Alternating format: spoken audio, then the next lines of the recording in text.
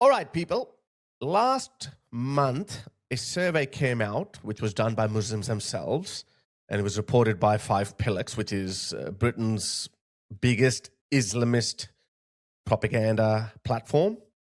That survey said that around half of British Muslims feel that they don't belong in the UK amid rising political tensions. New study reveals. Since then, another survey, it has also been done by some Muslims. The organization is called Muslim Census. So according to them, 1 in 3 British Muslims consider leaving the UK. So they're not happy. They feel they're not welcomed, despite everything been handed over to them. They can pray publicly. They can do the loud shrieking called adhan. They are increasingly represented in British Parliament. They're increasingly represented on TV. They have been covered. They've been shielded by the government down to the local council level for their misbehavior, let's just say. We do Ramadan celebrations. And they say things like these openly and boastfully, and they're still not happy. Have a look at this new video that just came out.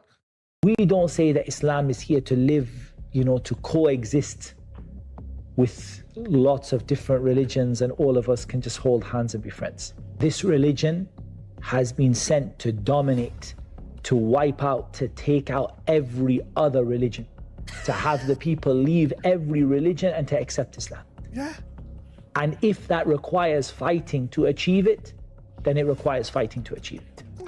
Because the greatest purpose for which jihad was legislated is to make the word of Allah the highest and the word of those who disbelieve the lowest, even if the disbelievers hate it.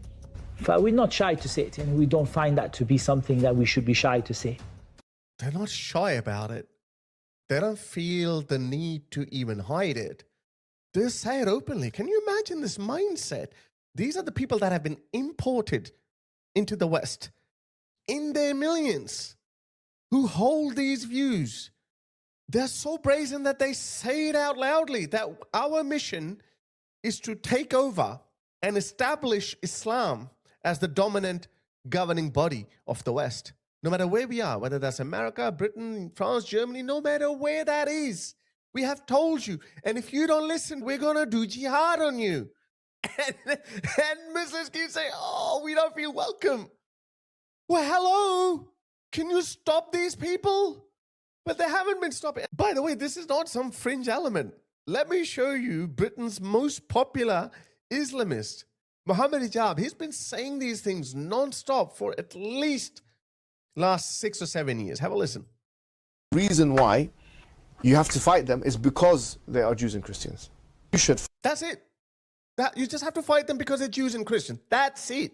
Not because you've been a pain, you've been oppressing us. No, none of that. It's just because you are Jews and Christians, we have to fight you. And Hindus too, he didn't include that. Fight those empires around you, or those hukumat around you. Meaning governments, i.e. the British government or the American government. You have to fight them. Which are Jew or Christian until they give the jizya. And then the howness of that is in the hadith. 3 options that they're given. Either you give the jizya, or you do this, or you do that. By do this or do that means the first option is you convert to Islam. If you say no, then you have to give jizya. You have to live a second or third class citizen. If you refuse to do that, then the third option is death.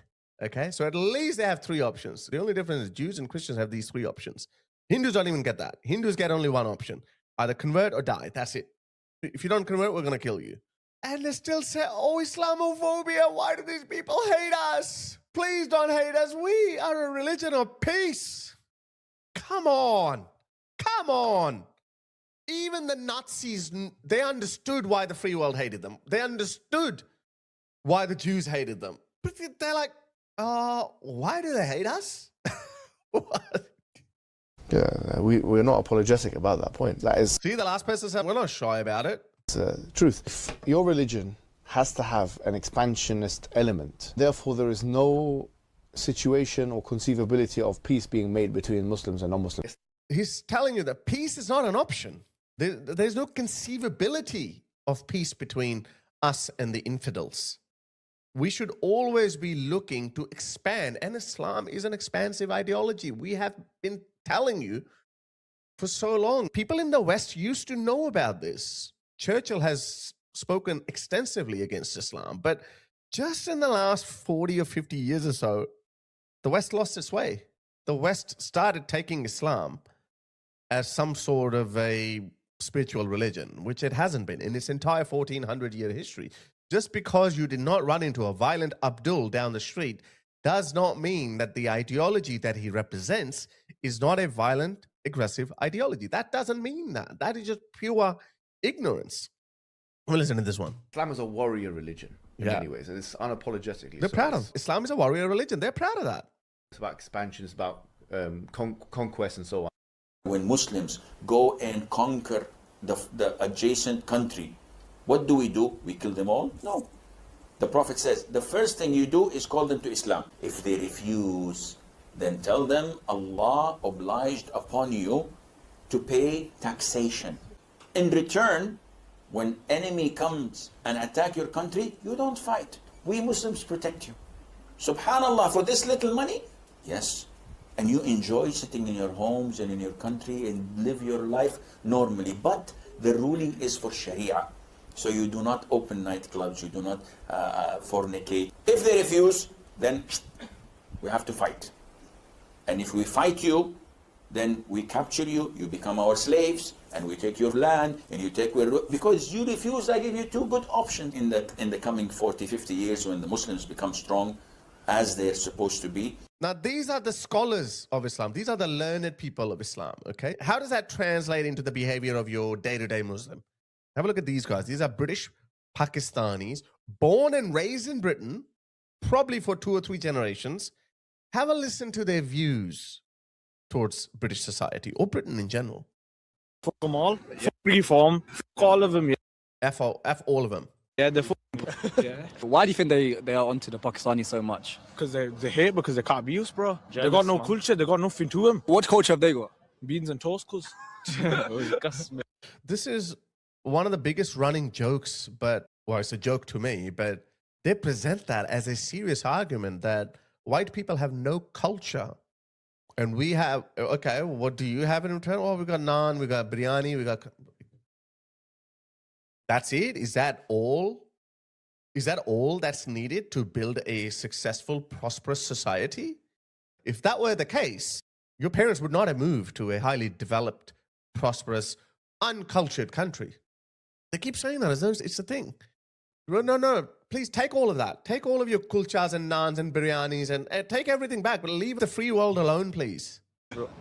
England's national dish is fucking chicken tikka. Yeah, they've taken everything from us, yeah. They've robbed out of India and all that shit. Yeah. They've not given nothing back, yeah. And they're trying to get us gone. They brought us here, bro. Then they're saying, oh, we shouldn't have come here, go back to your own country. They brought us here. It don't make sense, guys.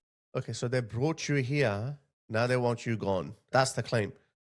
Well, they brought you here because they thought that in a new world, we'll all live happily ever after. But you people say that, no, we need to spread Islam. We're going to turn the UK into an Islamic kingdom. And now they're starting to say, no, please, we can't allow you to do that to our 2,000-year-old civilization. That's perfectly fine, don't you think? Maybe these people can't understand. They're incapable of understanding because now even the NHS is saying, there's nothing wrong with cousin marriages. Cousin marriages actually have some benefits. Britain not only risked its social fabric by importing people from hostile cultures, but it also brought down its national IQ by bringing in people from cultures who don't take these things very seriously. Now, because of this behavior, a lot of British people have had enough. They are at a breaking point. And as I say, we're going to see some serious stuff happen over the next coming years. Have a listen to this woman. Let me warn you about the language, but have a listen to it. It's not okay to make women not be able to talk in their own fucking country. It's not fucking okay. Do you understand? It's abuse, you fucking cunt. Fucking abuse. And I'm sick of fucking arseholes telling me otherwise. I think she's at Speaker's Corner and she was probably not being allowed to speak. And she's like, what the hell is going on? I can't even speak in my own country. No, this is not good enough. So I reckon things are going to heat up. Things are getting interesting. And I can't wait to be there when that happens. I think it's already happening. I've said it before, guys. Let me keep saying that over and over again because I see a lot of depressing messages. You can't lose, okay? You can't lose. I know the demographics are changing, but it can't be that bad. You can't lose from here, okay? Britain is still 76% white. The people that you're competing with, they only make up 7 to 8%. So, no. So we're not going to lose, okay? Keep fighting.